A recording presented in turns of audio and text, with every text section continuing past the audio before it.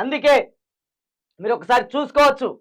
ఇగో ఈయన నట్టి కుమార్, ఈయన అరికపూడి గాంధీ. ఈ అరికపూడేమో బాబు శిష్యుడు, అంటే చంద్రబాబు శిష్యుడినే.